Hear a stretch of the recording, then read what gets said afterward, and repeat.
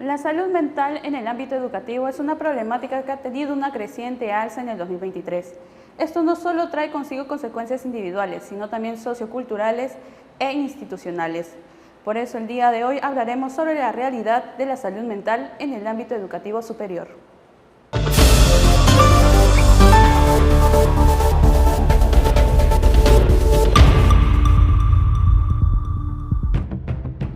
Con la llegada de la pandemia, las instituciones educativas y los estudiantes se vieron obligados a adaptarse rápidamente a nuevas modalidades de aprendizaje, como fue la educación a distancia y los entornos virtuales. En ese contexto, la salud mental de los estudiantes de educación superior se convirtió en un tema de preocupación primordial. Bueno, antes de la pandemia había un montón de enfermedades, ¿no? Como el estrés, depresión, pero después de la pandemia esas enfermedades sobresalieron. Ya no causaba esa enfermedad, no era tan extraña. Aparecían jóvenes, hasta niños con depresión, ansiedad. Entonces, antes de la pandemia podría decir que habían enfermedades que dañaban al trastorno psicológico, pero que no se enfocaban tanto a las personas. Yo creo que en el 2020, al inicio de la pandemia, el estar encerrado hizo que las personas desencadenaran más patologías, ¿no? Que antes quizás no se daban cuenta porque socializaban más, salían más, ¿no? Tenían esa ansiedad. Hola, yo soy Oriana Nicole Medina Lévano, tengo 21 años y soy egresada de Instituto de la carrera Periodismo Audiovisual.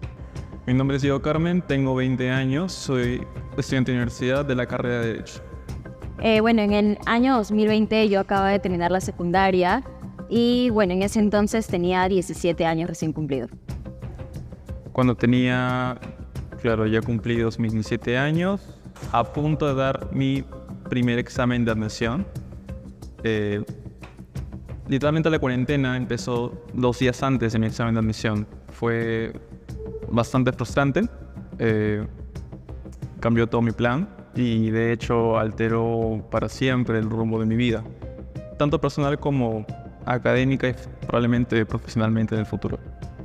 Como les mencioné, después de la pandemia, las primeras patologías psicológicas que se presentaron, la más frecuente ha sido depresión. Ha habido niños con depresión porque antes podían salir a jugar, jugaban con sus amigos, eran libres. En la misma pandemia llegaron esos niños a estar encerrados. Entonces, ¿qué causaban ellos? Depresión, causaban ansiedad, causaban diversas patologías, no solo físicas, ¿no? Sino psicológicas. Habían fallecimientos de adultos mayores, más que todo por la enfermedad, pero también por entrar en depresión, ¿no? Se suicidaban porque al estar encerrados no iban a visitar a sus familias o sus familias no iban a visitar a esos adultos mayores. Entonces eso causaba que los adultos mayores, algunos se suicidaran. Hay una tasa alta también de adultos mayores que llegaron a suicidarse en esa temporada, ¿no? 2020, 2021, o quizás fallecimiento sin ninguna patología, simplemente por depresión. Entonces, las enfermedades más frecuentes han sido depresión, ansiedad y algunos trastornos como el trastorno límite de la personalidad, ¿no? Donde las personas desencadenaban diversos síntomas de depresión hasta euforia, ¿no? Entonces, todo eso causó la pandemia. Fue muy fuerte en realidad, sobre todo en el aspecto profesional, porque me sentí muy encerrada al no poder realizarme justamente con la carrera que yo pensaba estudiar en ese momento y fue muy complicado llegar y buscar un camino para yo empezar a estudiar. Bastante. Afectó muchísimo mi salud mental. Entré en una etapa de depresión durante el año 2020, no solo por el hecho de haber perdido una gran oportunidad ese mismo año, tan solo 2 días antes de que empezara la cuarentena, perdí la oportunidad de vida de estudiar en la universidad que siempre había querido desde un inicio. No solo eso me alteró, sino también el estar con mi familia. Me di cuenta que eran personas que tal vez desconocía hasta ese momento. También perdí a bastantes amigos o personas que creía que eran amigos, pero también conocí a alguien muy especial en mi vida que se convirtió en mi mejor amigo pero eso fue ya mucho tiempo después y que también me ayudó a salir de esa misma depresión. Sin embargo, durante todo el año 2020 fue duro. A un profesional no. Sí, digamos que todo ese proceso que me sentí muy sola y fue algo que mentalmente traté de trabajarlo yo. Porque, bueno, en ese entonces, digamos que no quería contar cómo me sentía, no quería hablarlo, sentí que era muy... no me iban a entender las personas el hecho de decir, oye, quiero estudiar tal cosa y me siento frustrada por no poder hacerlo.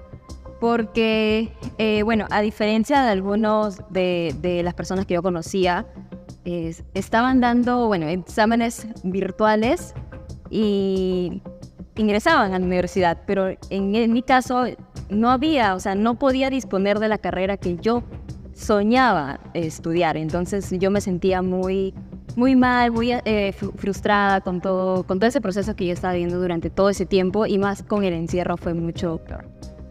No diría que solicité ayuda, la verdad, estuve solo. Estuve bastante solo. Definitivamente no busqué a ningún profesional. Mis padres nunca creyeron en la, digamos, psicología. Así que definitivamente no era una opción decirles, oigan, quisiera ir a un psicólogo o algo por el estilo. Por lo tanto, no recibí ayuda. Fue algo personal, tuve que salir solo de eso. Ya más tarde, como dije, entrarían personas en mi vida y definitivamente me ayudarían a salir de ahí. Según el Informe Nacional de Juventudes 2020, se observó un aumento significativo en el número de jóvenes estudiantes que informaron enfrentar dificultades relacionadas con su salud mental, alcanzando así el 33,9%. Esto representaba un aumento de 10 puntos porcentuales en comparación con el año anterior. Sin embargo, solo un pequeño porcentaje, el 5,9%, recibió algún tipo de tratamiento para abordar estas problemáticas. Según datos del Instituto Nacional de Estadística e Informática, hasta el 2023, el rango de población juvenil de 15 a 29 años de edad conforma el 23% de la población total del Perú. Dentro de este grupo, el 40% de ellos no cuenta con acceso a educación superior.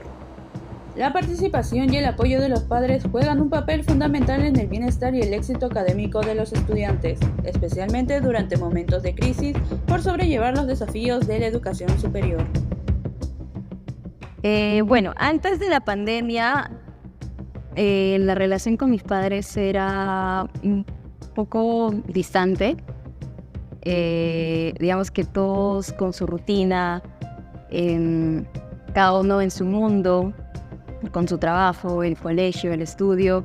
Y de hecho ni siquiera había un momento como para sentarnos todos, porque en mi casa somos 5 y nunca había el tiempo de estar los 5 en una mesa o disfrutar de un almuerzo, un domingo en familia. No había eso, ¿no? Entonces eso fue antes de la pandemia, y en el proceso de la pandemia, a pesar de todo, al inicio fue un poquito más liviano porque estábamos todos encerrados y estábamos como empezando, es decir, hasta conocernos, porque nosotros ya, con mis hermanos hemos crecido y mis padres como que no estaban viviendo ese proceso por el mismo hecho de no estar juntos todo el tiempo, ¿no? Y empezamos como a conocer más nuestros gustos, nuestra forma de ser, nuestro carácter, empezar a compartir más tiempo, hasta el hecho de ver una película todos juntos, ¿no? Y eso al inicio fue muy bueno,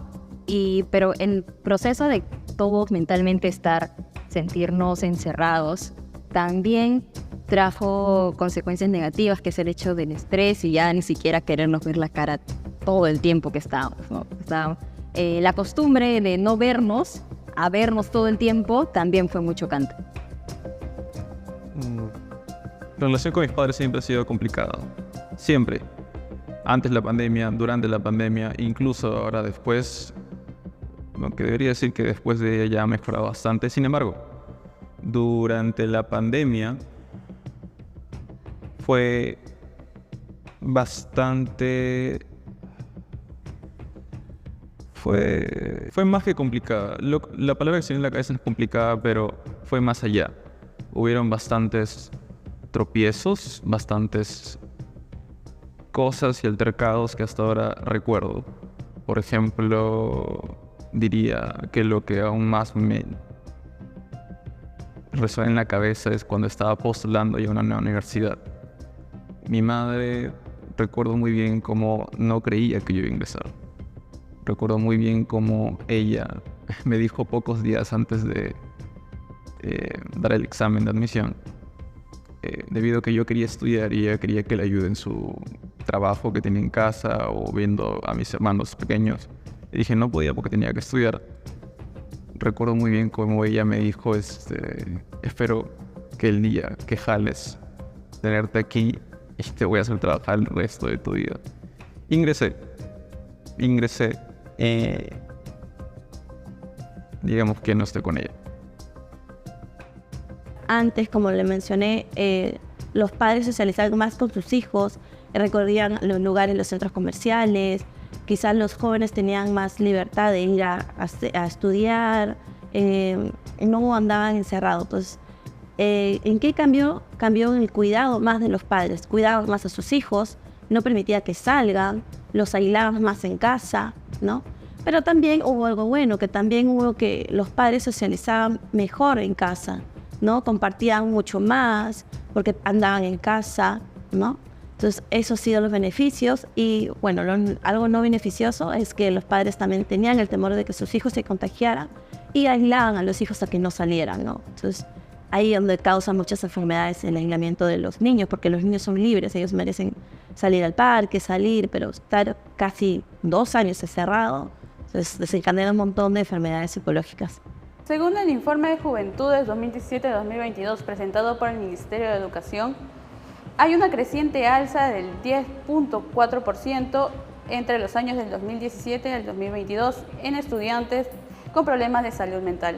Esto se vuelve una amenaza latente porque gracias a las estadísticas del INEI, el 45% de estos estudiantes se dan al abandono. Bueno, en realidad en el instituto donde yo he estado, había mucho lo que era la ayuda psicológica. Entonces, incluso te ofrecían, hay cursos que era como de desarrollo personal. En los primeros ciclos llevas cursos donde vas desarrollando tus habilidades y también de cierta manera te invitan a que si tú te sientes o tienes profundamente un problema, busques ayuda, que el mismo instituto te lo da de una manera gratuita. Respecto a mi universidad, bueno, hace bastante, tiene una intención bastante fuerte de trabajar ese tema, o al menos mitigar la mayor cantidad de alumnos que sufren de estos problemas. Siempre hacen conferencias, siempre hacen reuniones, ya sea de manera privada o al aire libre, en lo que conocemos en una institución como el Jueves Cultural. Siempre hacen como que meetings, como en la rotonda, lo que conocemos de distintas facultades. Y atraen a los jóvenes para que puedan contar sus problemas, para que puedan contar qué les sucede, para que puedan contar cómo se sienten de una manera libre, sin prejuicios, sin presiones. Y, como dije, así mitigar la mayor cantidad de alumnos con estos problemas, sí. Las instituciones educativas deberían promover la salud mental, no solo la salud física. Si no tenemos una salud mental adecuada, correcta, ¿no?, en bienestar, el cuerpo nos va a fallar, ¿no? ¿Y cómo nos falla? Nos duele la cabeza, nos duele el estómago, un montón de síntomas nos puede presentar. Entonces, lo recomendable que una institución pueda realizar es campañas de salud mental, campañas gratuitas de pruebas psicológicas, ¿no?, para determinar algunas patologías en diversos estudiantes o que lo deriven a la posta quizás.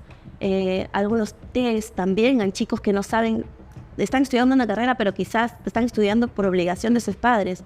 Entonces sería bueno que las instituciones apoyen a hacerle test vocacionales a los estudiantes, ¿no?, para que sí descubran qué carrera es la que les gusta y quizás están en una carrera equivocada, ¿no?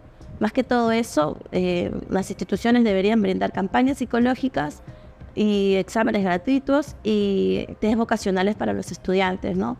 Eso debería ser mensuales y repartir afiches, ¿no?, promover más la salud mental.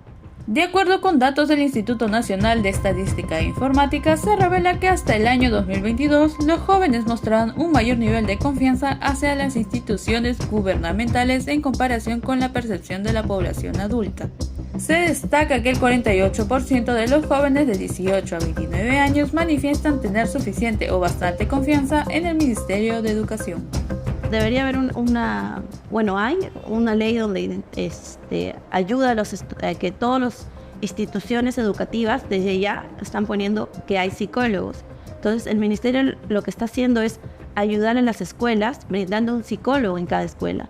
Y yo creo que eso debería ser para institutos, universidades, en todos lados, en todos los trabajos deberían contener un psicólogo, porque siempre hay personas que se sienten mal, no solo físicamente, sino psicológicamente, ¿no? Entonces yo creo que el Estado debería brindar campañas de salud también, debería ver más talleres para jóvenes, ¿no? Para que se focalicen en esos talleres de teatro, baile, se focalicen en esos talleres y no recurran a las drogas, quizás al alcohol, quizás a la mala junta de los amigos, ¿no? Las pandillas, y todo eso pueda causar alguna patología psicológica.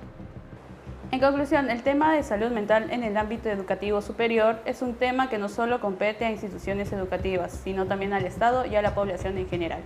Por eso hacemos un llamado de atención a las entidades correspondientes para que puedan priorizar este tema.